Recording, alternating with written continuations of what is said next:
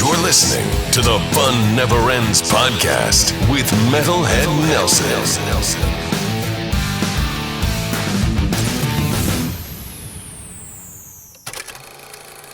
Hey, welcome to the Fun Never Ends podcast. I'm your Metalhead Nelson, and today we've got a great show for you today. We have none other than the legendary drummer Vinny Appice. You know him from Black Sabbath, Dio, Heaven and Hell, which is also Sabbath, the Dio era. Last in Line, Drum Wars with Vinny Appice, and his newest thing, Vinny Appice's Sabbath Nights, where you can also get a t-shirt. Look at that shirt, man. It looks good. Thanks, man. And not only that, you can catch Sabbath Nights on Wednesday, December 18th at the Whisky A Go-Go and Friday, December 20th at Brick by Brick in San Diego. Get your tickets. Please welcome Vinny Appice. How you doing, man? I'm doing good. Hello there. Hello, everybody. Nice to be here. Thanks for having me. Thanks for agreeing to come on here, and I appreciate it very much. Well, I didn't agree. Leslie made me twisted my arm. Last time I saw you and Leslie was with Derek Riggs and Kim over at the old stump in Pomona doing the meet and greet. Yeah. That was fun. We were doing signings. Derek Riggs is the artist from Iron Maiden fame, and we did a show together. Then we found out we lived close together, almost in the same neighborhood, and it was like, wow. So we started hanging out, and they're great, Kim and Derek. So we'll have some more next year too. It sounds good. Looking forward to it. And not only can you catch Vinny, also on Tuesdays live on Facebook at 4 p.m. Pacific time. Follow Vinny Appice on Facebook. That's right. On Facebook, Vinny Appice Official. I do a drum stream for my drum company, and it's every Tuesday at 4 p.m. Pacific time. And it's really cool. It's like a cool hang, and I teach a little bit, and we take questions from the audience. Leslie's Lala's on the show. She reads me the questions because I can't see it from the monitors too far away. So, and that's every Tuesday. And it was supposed to be for like 3 or 4 months during COVID. And now it's going on, I think it's going on 3 years, Hey, it's a good hang, man. Yeah, it's a good hang. It started off as more of a teaching tool, let me teach some drum stuff. And so I do that too, but it's more of the news, what happened this week, and people's questions and different funny stuff. So it's more of a hang now. And I still teach, so it's cool. Oh, yeah. It's a blast seeing you drum, man. You're one of my favorite drummers of all time. I remember when I got to see you live for the first time was 2008 Metal Masters at Glen Helen with Testament, Motorhead, Heaven and Hell, and Judas Priest. That was amazing. Not a bad lineup, huh? Oh, that was an amazing lineup. I saw Kiss at the Pearl Concert Theater the night before in Las Vegas, so it was a two-parter for me.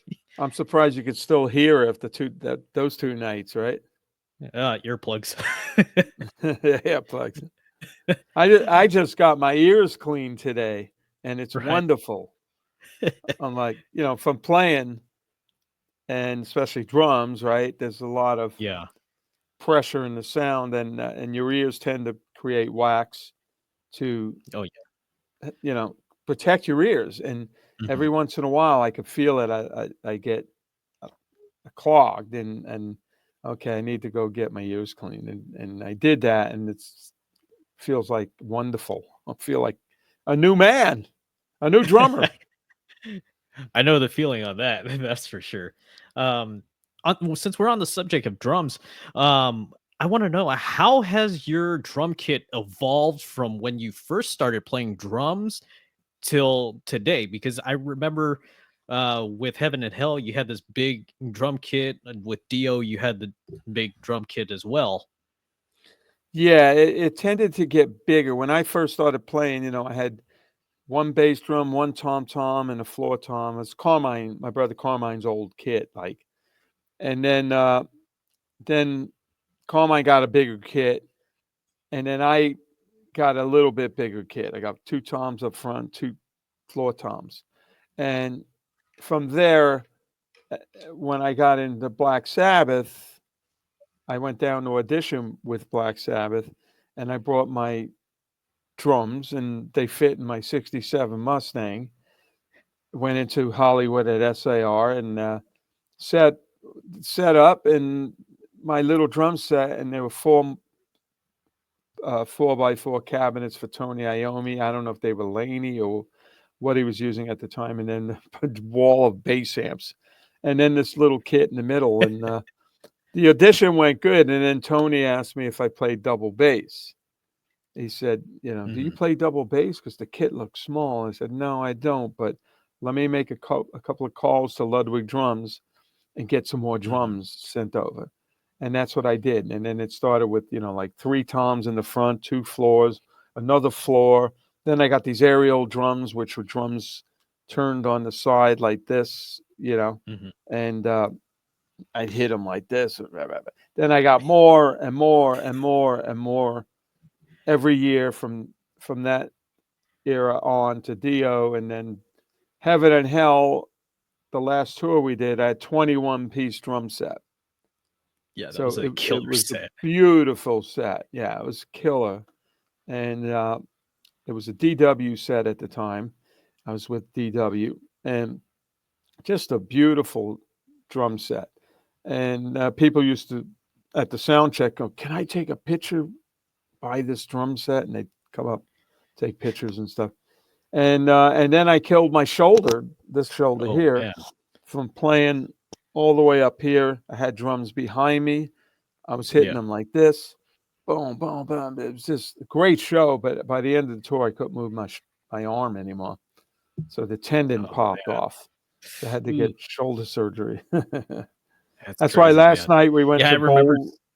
We went to Bowl for Ronnie, the event that Wendy Dio puts on, and everybody asking me, "Are you going to bowl?" I said, "No, I'm not going to bowl. I had shoulder surgery, and it healed really well. I could play my ass off, but I'm not going to have an injury from bowling, for something to happen." So I didn't bowl. I suck anyway. Yeah, I understand the whole thing about bowling and throwing out your arm. That's the last thing you need.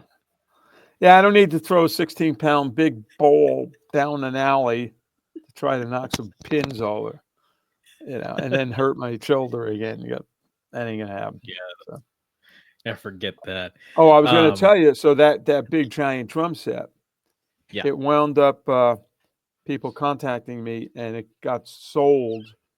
They wanted to buy it, and it got sold to a music museum in Germany. Ooh. And it's sitting in the museum now in Germany. I don't know exactly which museum. I should have known, but stupid me. So that said, it was beautiful. So I'll never use it again. It's too big. And it was part of rock history, playing with Sabbath, Heaven and Hell, however you want to call it. So that's sitting in a museum, which is perfect, Right on. And right now you have the Chromecast kit. Oh, it's actually Chromacast makes the hardware. The drums are Sawtooth, and I've been with these guys over 10 years, and they're fantastic. We've become really good friends. Joe Fuco, who owns the company, they make guitars, they make basses, cajones, percussion, and then so that's Sawtooth, and the sister company's Chromacast, which makes all the hardware and pedals, and they're just totally proactive with music, with putting this stream I do every Tuesday when I can do it. They're behind it, and they have videos online and teaching online, and they're a great company, fantastic company. And Joe's a drummer too. He's a kick-ass drummer, and he plays with Michael Badio, a guy who plays like this. Oh yeah.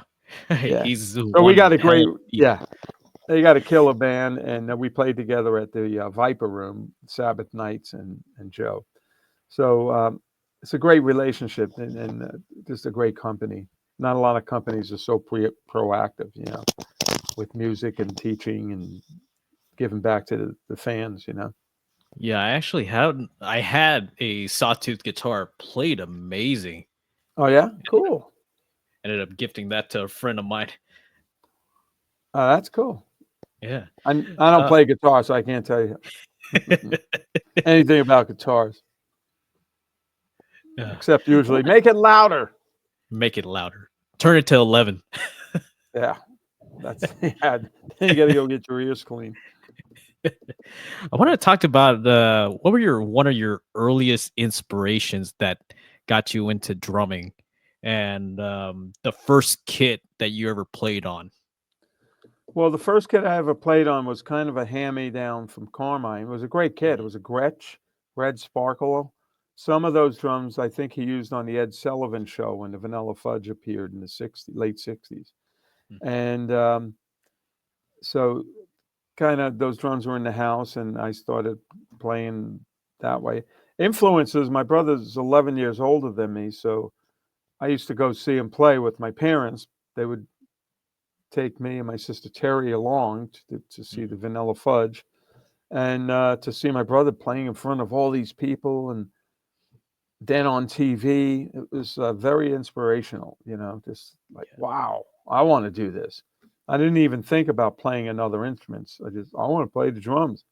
That, and then Buddy Rich was a great influence. Oh, He he's used to great. be on the late night Johnny Carson show. My mother and father would let me stay up late to watch him, and he just plays ass off. I go, wow, incredible. And then later on, of course, Led Zeppelin, John Bonham, Jimi Hendrix, Mitch Mitchell, and Billy Cobham. So those were like my main guys, Yeah, cool guys. that's awesome. Let's talk about also. I wanted to ask you: do you remember the first album that you bought with your own money? And what are the top 5 definitive albums that changed your life? I think the first single when I was really young I bought was the Beach Boys, "I Get Around." Ooh, that's a sweet one.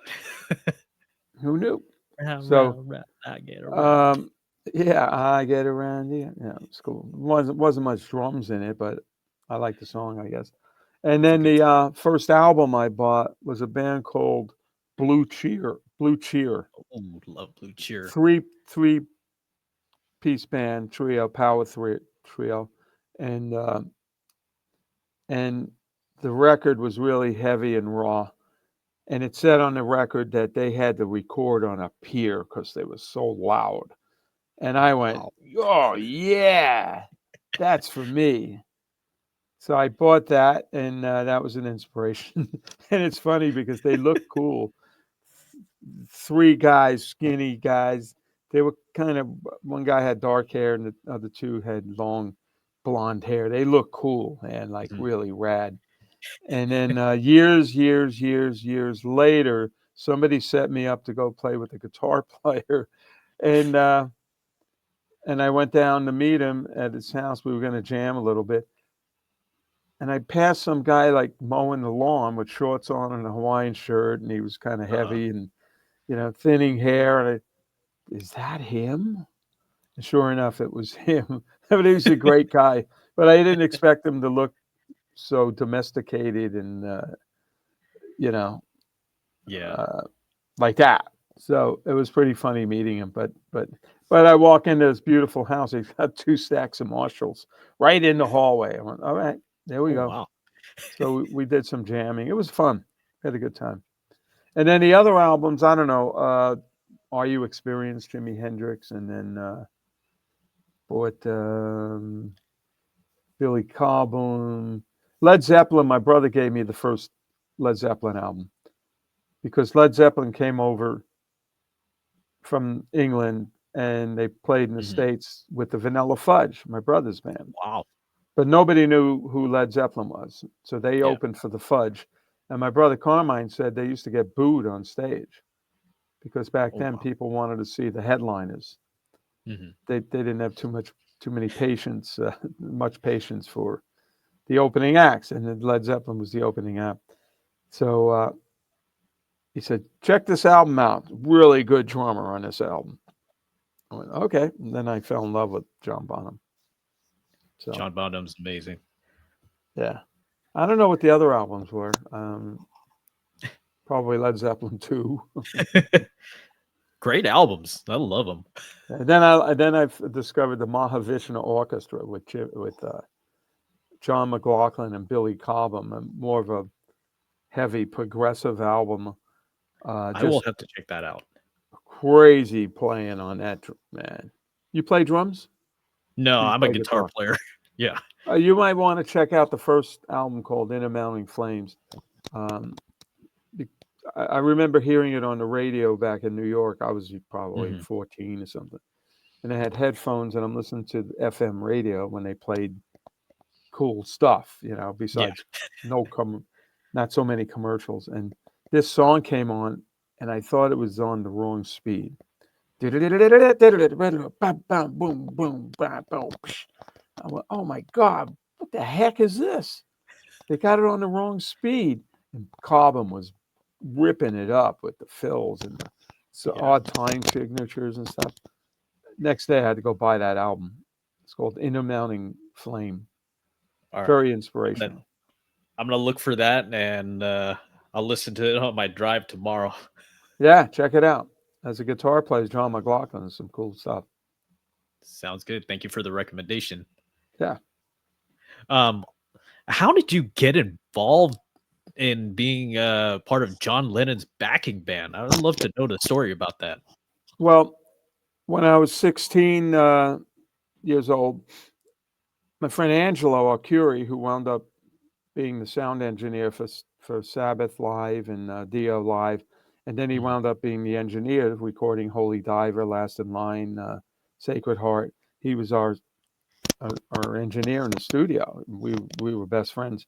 So him, we hooked up with a band in Brooklyn and this guitar player, Joey Dambra, and he was into like really funky rocks kind of stuff, which was cool because he listened to a lot of funk stuff and a lot of feel and groove.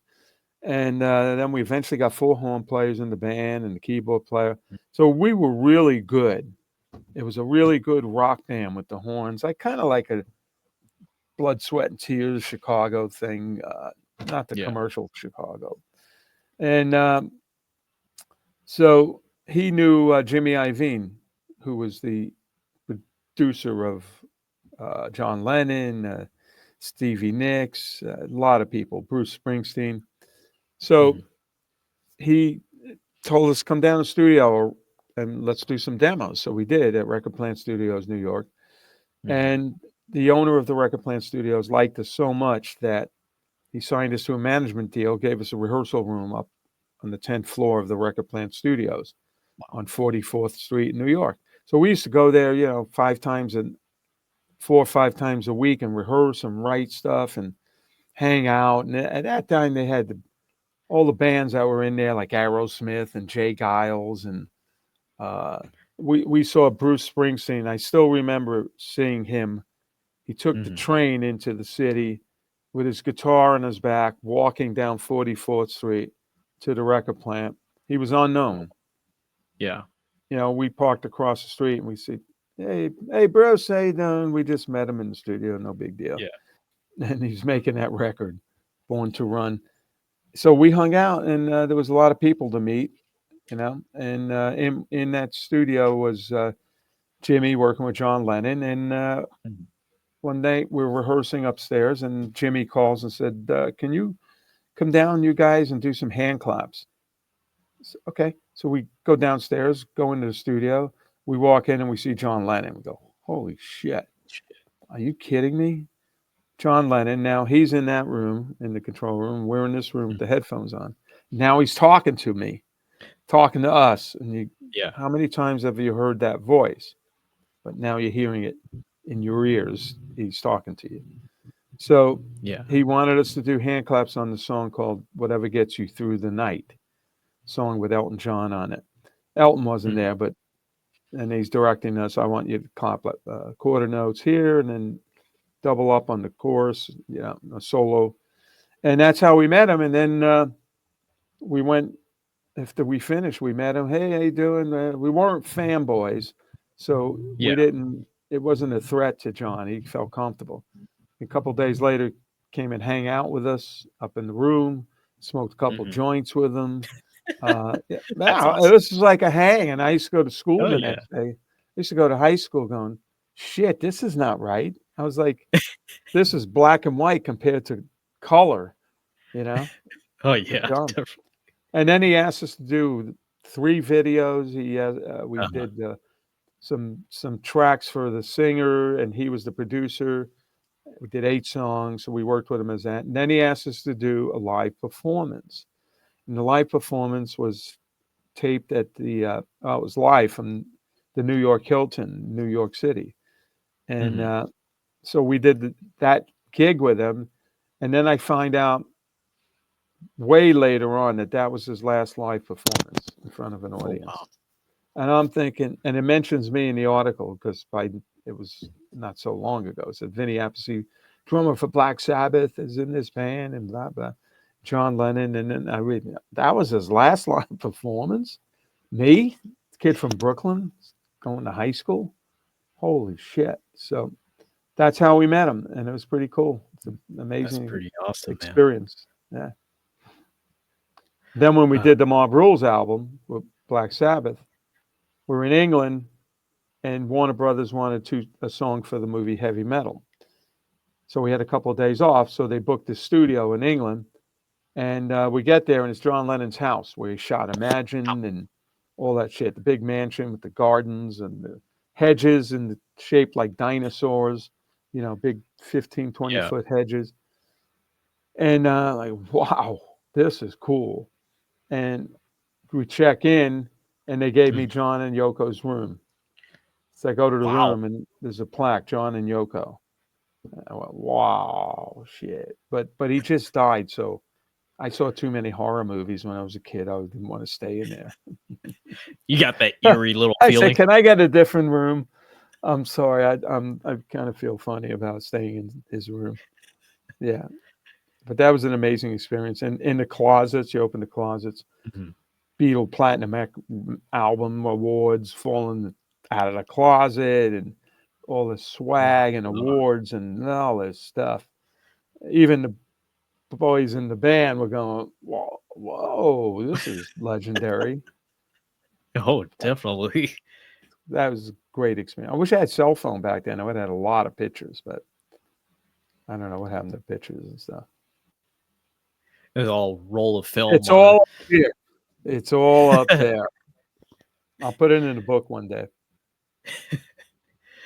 Funny you mentioned Mob Rules, because wasn't it just the anniversary of the Mob Rules record, which is your first record with Black Sabbath?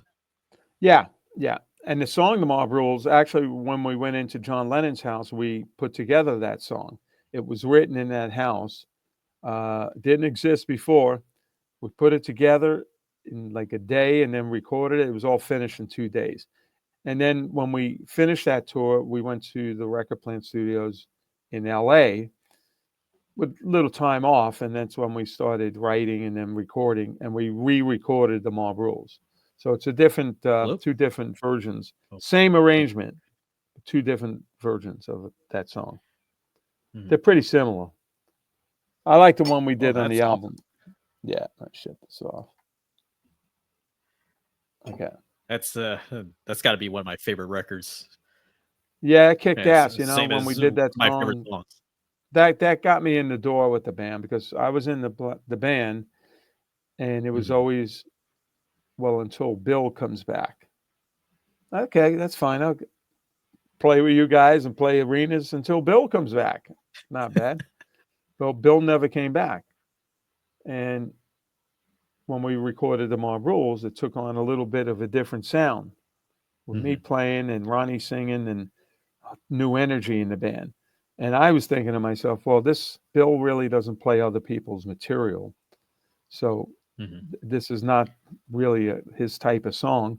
So he might not come back for sure, and that's what happened.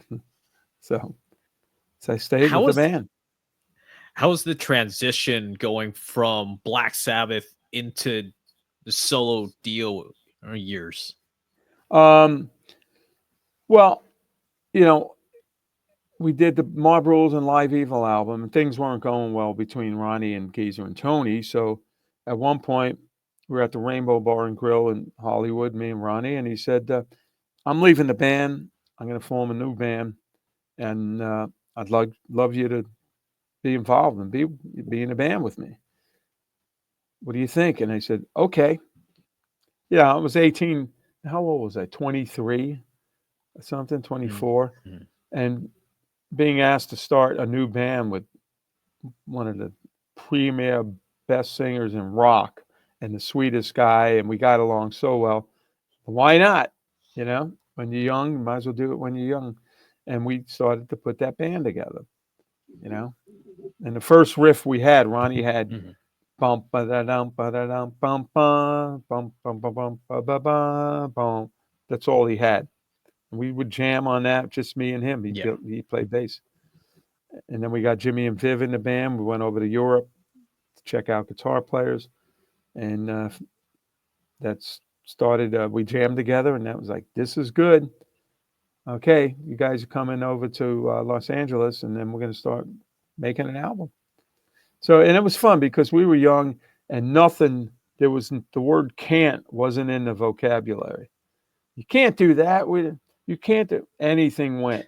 We did all sorts of crazy shit, writing that music and coming up with crazy ideas. We smoked a lot of pot during that album, and it was really cool. So Sabbath had to be in the house of Sabbath. You know, you're in Black Mm-hmm. Sabbath. It's got to sound like Black Sabbath. So a little bit more rules musically where to go. Dio, this was like anything had happened, you know, anything. So it Yeah. was so much fun making that record. And And now it's still I love popular. Dio. It's still popular. Holy Diver still sells.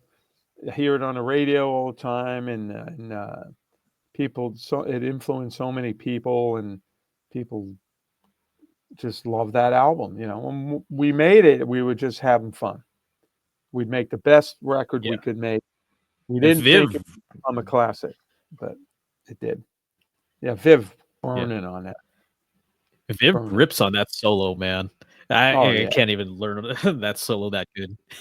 Yeah, he's just a monster guitar player. Still is. You don't hear it so much with Def Leppard because it's a different type of music. But when we play together, we have a band called Last in Line. We're working on a fourth album right now. But when we play live, we just jam and we just kill each other. It's great. You know, he just kicks ass. It's a great guitar player. I've seen you guys like about, I want to say like 3 or 4 times. First time was Costa Mesa Tiki Bar. That Oh, was my God, that place. that was the The first gig that I saw you guys. stage is And that then there was high. yeah, the Whiskey, Holy Yeah. Diver in Sacramento, and then the last one was the Golden Nugget, maybe Oh, yeah. 2019 in Yeah. Vegas. Yeah. That's a Every great time you band. guys We got kill it. Andrew Freeman singing and Phil Soussan on bass. You know, we originally started with Jimmy Bain on bass, but he got really ill, and he actually died of lung cancer. So he was on the first record we did, but we didn't do many shows with Jimmy. So, and then Phil's like in the family. We know him for years, and he just fit right in. So it worked well. It worked out well that way. It's a great band. Yeah. Thank Get you. the albums, everybody. Pick it up. New one on the way. Can't wait for that. I'd like to ask you about like your experience with the Huronade "We're Stars" song recording. Well, that was an idea. I guess it came from "We Are the World" kind of thing. They were doing it, and then Ronnie and Wendy, or I don't know, Viv and Jimmy wrote the song, and Mhm. I think it was their idea. Actually, I could be wrong, but I think they came up with the idea, and then Ronnie was all gung ho for it, and Wendy Dio, and started putting. All right, well, we got a song, so now what do we do? All right, let's record the song. So we're gonna have all guest people come on, and especially guitar players and singers. So we recorded the original track at Sound City Studios, and I played drums. We had a drum set, and then Frankie Bonelli from Quiet Riot, and we played at the same time. We didn't double track it. There's no Pro Tools back then, and Angelo Arcuri was the engineer. He was our guy who did all our records and our live sound, and that's the way we recorded the basic tracks. So 2 drummers at the same time, and it worked out great. So we had a great basic track. And then we scheduled different guitar players coming in to play solos, different singers to come in. A lot of them were nervous singing in front of Ronnie, which I thought was really funny. Not funny, but I thought I got a chuckle out of that one. Well, Ronnie's in the other room. Oh, shit. So it's like playing drums in front of Buddy Rich or something. Like, oh, shit. So we did that. It was pretty crazy stuff. After a while, there was so many people some of the nights, like 3 or 4 guitar players are there, friends, chicks, and just craziness that we had to kind of calm it down a little bit because it was slowing it down, So, and the singing How many as days well. How many days did that take to record? It took a while, I think. I don't remember exactly how many days, but a good while. It wasn't like months and months and months, but it took a little bit to get all those people on there. Yeah, definitely. Can you talk about your time with the George Lynch band? And that featured you and Andrew Freeman, right? Yeah, George. I know George from Dokken opened for Dio on the second tour we did, so I know George and all those guys and Jeff Pilson, and so George was doing the tour, and I was free and free time. I didn't do it for free. No. So George, we talked. He goes, "You want to do the tour?" Okay, I'll do the tour. And then he had the singer Andrew Freeman, and so what I noticed with Andrew back then was we had like 8 shows in a row. George was crazy. Wow. And each set was like he wanted to play for 2 hours, over 2 hours, loud. And I finally said, "Look, you're killing the audience.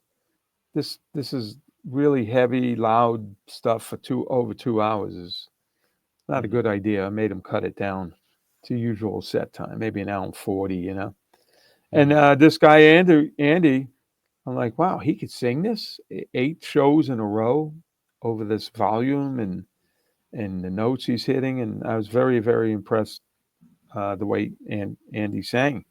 So I kept in touch with him. We did another project later on with me and JD from Black Label Society on bass, and Ira Black, guitar player in LA. And then we just kept in touch. And then when we started putting Last in Line together, it was just me, Jimmy, and Viv. Viv called up and asked me if I wanted to jam. I said, sure. Jimmy's in town. No, he's in town. Jimmy and I lived here. Yeah, let's jam. So we got together and we jammed. It was a lot of fun playing all the old Dio songs. So we said, let's do it next week. Okay, next week we did it, and I called Andy. I said, can you come down? You know some Dio songs just to sing. He said, sure. So he comes down, and he starts singing these songs, and he blew everybody away. And it was like that was the magic moment. It was like, hey, maybe we should do some shows, do a band and see how it goes. And that's what we did. Steve Strange, our manager at the time, may he rest in peace, booked a bunch of dates in Europe and one in LA to start with. And then people loved it. We played basically the Holy Diver, Last in Line album, And then we got a record deal on Frontiers Records. So we did 2 records with them. And then now we're signed to Ear Music. We did 1 record with them and a next one on the way. So, but it's a great band. It was just a great magical band. I regret not going to that first Last in Line show. I remember seeing the flyer for it at the Slide Bar in Fullerton. Yep. A little fucking bar. which is With no longer there, unfortunately. yeah, and we set up and we just okay. Here's the band. Place was packed, and we just Oh, killed it. We killed it. We played all the Dio shit, Gypsy, Straight wow. Through the Heart, and all that stuff. Don't Talk to Strangers, and yeah, we really did good. I think we even had Claude Schnell, the keyboard player, on that one. I believe you guys did. It Yeah, was all five of you. That's so it was pretty it was a great show. You missed it. every last in line show is a great show. If you guys get a chance to see Last in Line, go buy the ticket and do the meet and greet. It's a Yeah, do the fucking meet fun and greet. It's fun. We actually spend time with whoever the meet and greet people are, and sign stuff, and it's very friendly, very cool, and what the heck, it wasn't very expensive, so I do it every time. I love it. yeah. I love hanging with you guys That's and good just because that's what bands they go out live these days and they make money on the merch and the VIPs, and because it's expensive to be on the road and albums don't sell in the millions anymore, Mhm. so you're making money on tour really, so you support your band. What's the craziest do you have any crazy like road stories or some funny road stories that you would like to share? um Well, it was pretty straight ahead band. We didn't do any crazy shit. We weren't Motley Crue and all that stuff. We Yeah. took it a bit more serious than that. But with Sabbath, one time we had when they wanted smoke on stage, they used to have Uh-huh. these big oil barrel drums, empty, filled with hot water. Two of them behind the Mhm. drum set. And when they wanted smoke, you throw dry ice in them and it Yeah. creates fog, and then you blow it out onto the stage. Well, we're playing a show in Sheffield. I think it was Sheffield, England. Big Mhm. arena, sold out, and we're doing the song Black Sabbath. Everything happened on that song. Anything that's weird's going to happen Mhm. happened on that song. And we play the song, and it's in the verse where it's really quiet. Down, down, down. The devil triad chords. You're not supposed to play them. And then and Ronnie's singing, and oh no, we go heavy, boom, and the smoke. Well, to put the dry ice in, and it Uh-huh. blew up. It wasn't supposed Oh, to blow wow. up. The water went all about 15, 20 feet in the air, and everybody thought it was part of the show. So all the fans Uh-huh. going, "Yeah, it's crazy! Look at that!" And it all came down on me. Oh my The god. water, the dry ice pieces.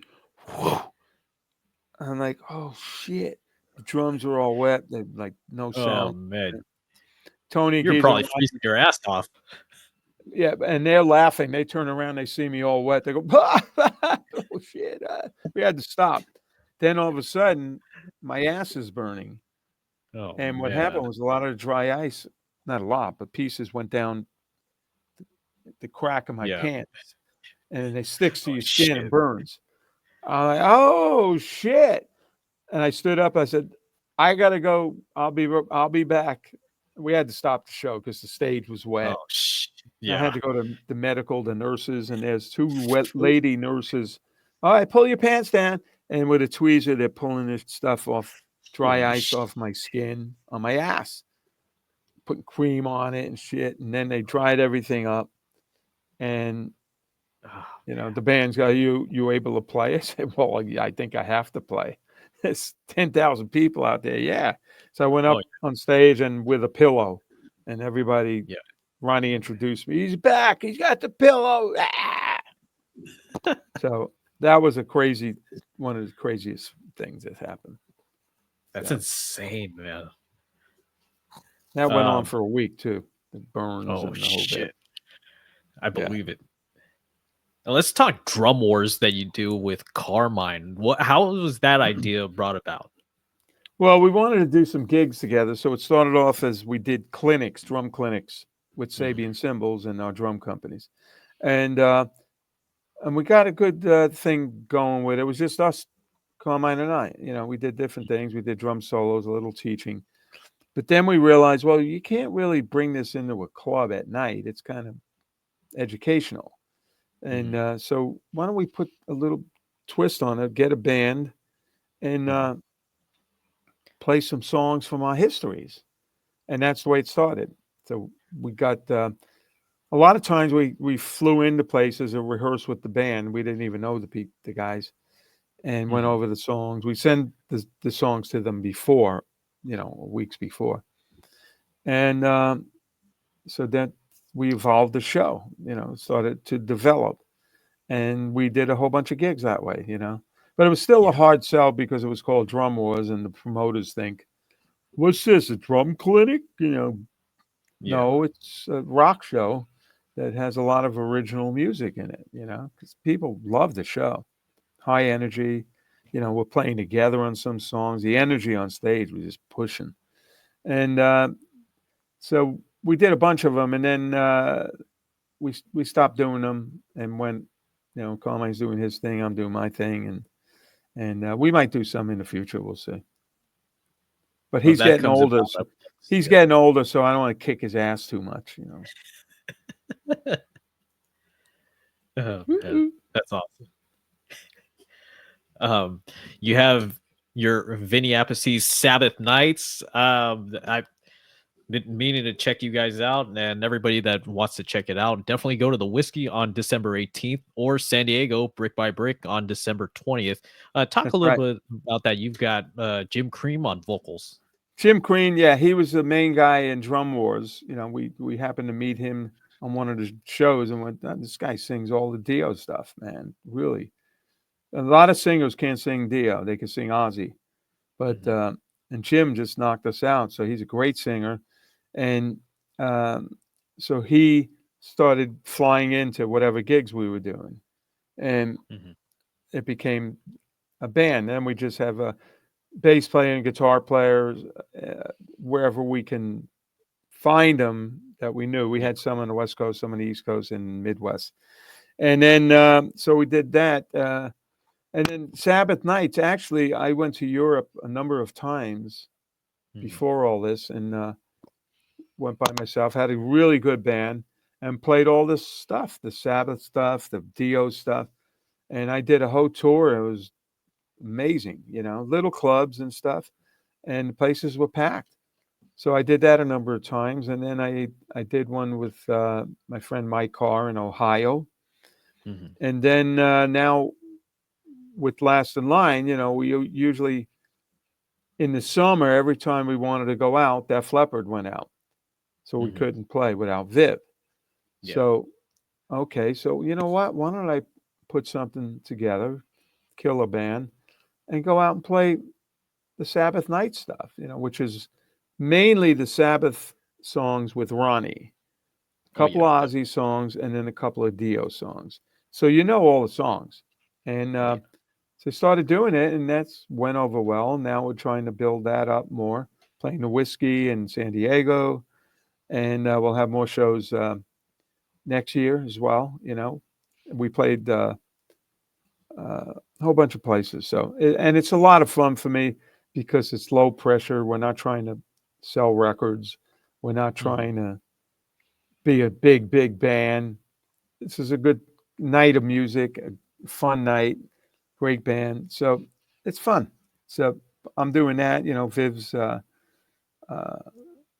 right now he's taking care of his medical issue, and so I got some time to do this stuff. And then I'm also doing a lot of rock fantasy camps too. How do you like that? These for years. I love it. It's fantastic. You get a good. It's like a gratitude. I'm a counselor, so I'm assigned a band, and in 4 days you got to get that band tight. Actually, sometimes 2 days you got to get it tight, and act like they've been together, and then go play with whoever the stars are. The ones coming up are mainly Stuart Copeland from the Police. Oh, wow. And that's done so well that it's sold out. And now we're doing 2 of those in February into March. And guy from the Doors, Robbie Krieger. Robbie Krieger. Yeah, so it's a killer camp coming up, and I love doing these things, and it's coming up on the 19th anniversary of Rock Fantasy Camp, and David Fishoff, the owner's, giving me an award during those camps coming up. I'm like, wow, I'm honored, That's man, because I've been doing a lot of them, and I love doing it, and I treat everybody very well, and no egos involved and shit. I do my best to work at it to make the band sound great, and they learn from me. They learn stuff awesome. that they never knew before from just being in the whole camp, so it's cool. Yeah. And then also we got to mention we got a signing coming up.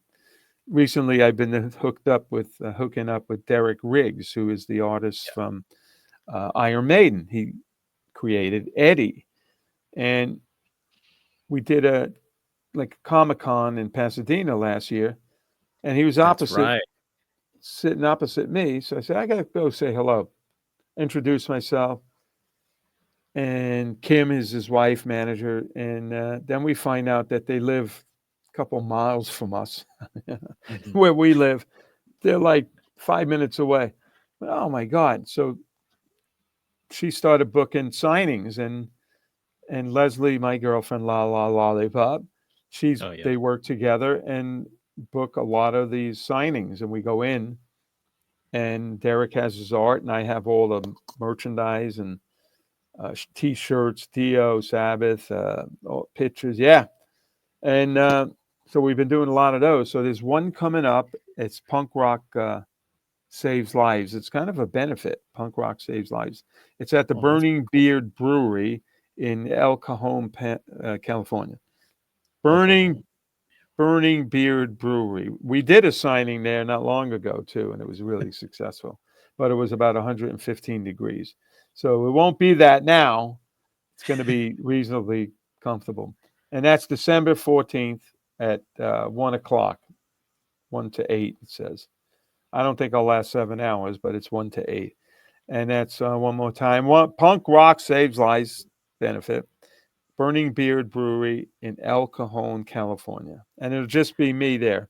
We're going to see if Derek wants to come down as well. They just got back in town. So I'll put that in the link in the description for everybody. Yeah. And so I like doing that too. You get to meet, I like to meet the people now. They come up, oh man, I saw you guys here, and, and they have a question and all that shit. Because now's a good time, because I've done so many different things in my career, and a lot of them, there's no time to talk to anybody really. There's no quality time like that. And here we got more things are more settled now, so it's cool to meet everybody and listen to their stories. And hey, I listened to Holy Diver, and I started playing drums, or I started playing guitar because of that record, and it's very nice to hear that stuff, the influences, on people. Yeah. And everybody definitely go down to El Cajon and shoot the shit with Vinny Appice. Buy some merch. Buy Sabbath nightshirt. We'll have them there too. And they got bands playing there and everything. It's going to be a whole big thing going on. Oh, that's going to be fun. Speaking of Europe, what are your favorite places to play in Europe, along with the favorite places to play in the U.S.? There are no favorite. They're all cool. I get asked that all the time, and it's like, how could I pick a favorite place? You know how many places I played? And this is not an ego bragging thing, especially with Ronnie. People ask, like, you know how many dressing rooms I had with Ronnie? You know how many tour buses, airplane, hotels, dressing rooms, restaurants, bars. Yeah, how do you pick one? They're all great. I did these tours in Europe, Sabbath nights, the first things I started doing. We played in these obscure secondary, third market. Where are we going, man? And we're driving in the mountains in Europe, and then we're all in a van and gears in the back. And then I go, what the fuck is up here? Where are we going to play? And then all of a sudden, go around over the hill. You come down. There's a little village. There's some bars, some restaurants, and Mhm. we're playing here. And sure enough, everybody came to the show because there's nothing happening. So we played Yeah. these obscure markets and met these people in town, and they Mhm. fucking loved Sabbath and Dio and stuff. And it was like, oh my God. So there's no favorite place. One worthy mention is South America and Brazil. Yeah, I've been there about 5 or 6 times, and Mhm. I just went with Lala. We played in November last Mhm. year. Was it November? How the year went fast. And there, Hell yeah. we played 6 shows, I think it was, and playing one night. And there's big guys with tattoos and bikers, and chicks look pretty tough. Some of them too, biker kind of thing. And then there's of Yeah. course regular people, beautiful girls, Mhm. nice looking guys, and playing Heaven and Hell. And I look, and the big guys, biker guys, they're crying because we're playing Ronnie's song and singing. The singer we had, the band I have down in South America is phenomenal. And the singer, uh, he just sings. We don't even tune down, and he sings all this stuff. It's just a great Holy band. shit. They're kind of That's known fucking down there a little bit as a local heroes. And then Children of the Sea. I turn this way, and all these girls are crying. So they're hearing these songs that they're so passionate about by somebody that has a connection to this, yeah. you know? And it was just amazing. They're so passionate about the music, and they just go crazy. They wouldn't let me out of the venue. Please, please, they had to get security to get me out of there. And and amazing. So that's one of the great places to play. They just love music. They love heavy metal, and for me, they love Ronnie and they love Sabbath. So it was That really was special. like, and that was part of another question I was going to ask was how do American fans differ from South American and European fans? Well, South America, they don't get as much as states. You see everybody Mm. in the states. So Yeah. when you go down there, it's like crazy. That they're like the Beatles almost. First time we played down in South America with Sabbath, they met us at the airport. Like in Japan, they meet you at the airport. Yeah. They're screaming. They follow you. We're driving. They're following on mopeds and motorcycles. They're in the hotel lobby. You can't do anything without by yourself because they're there. So Mhm. they're just so happy you're there. And Europe, back in the day, it was like that a little bit, not as much. And Mhm. America, a lot of people see a lot of bands, so they're not so crazy about it. But depends. Yeah, Yeah. it's all good. Sounds good. All good.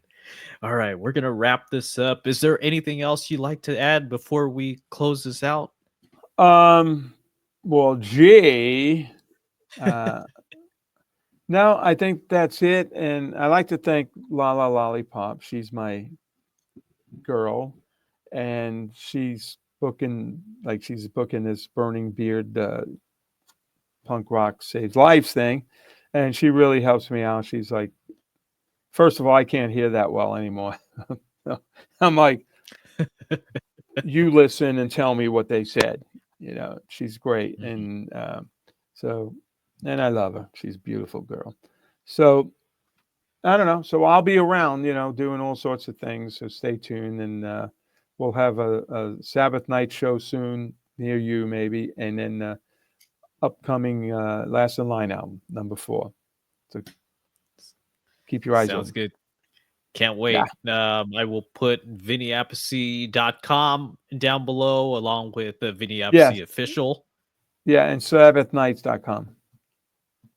That's and on there too. sabbathnights.com. That'll have I'll all this put information. everything, I'll Put put it there all so I Vinny can look at Appice. it. So I could look I at it will. too, so I know what I'm doing. So I asked Sounds her, I go, good. "Am I doing an interview today with Nelson? Yeah. What time?" So she knows it all. So it's great. All right. I want to thank Vinny Appice so much, and thank you to Leslie for helping out as well. This has been an episode of Fun Never Ends Podcast. You can find Fun Never Ends Podcast everywhere you find your podcast by searching Fun Never Ends Podcast or go to funneverendspodcast.com. For Yeah. Vinny And thank Appice the and fans. myself, If it wasn't for thank the fans, be working at Home Depot. No, we don't want that. and thank you. So, No, yeah. you don't. Yeah, thank the fans. The fans have been great, and I love playing still, and I love doing all this stuff, and it hasn't gotten old on me, and I'm ready to go. So it's good. Thanks for having me on, Metalhead Nelson. Right. Thanks for coming on. I appreciate you. All right. You Yes. take care. Bye-bye, All right. guys. See ya.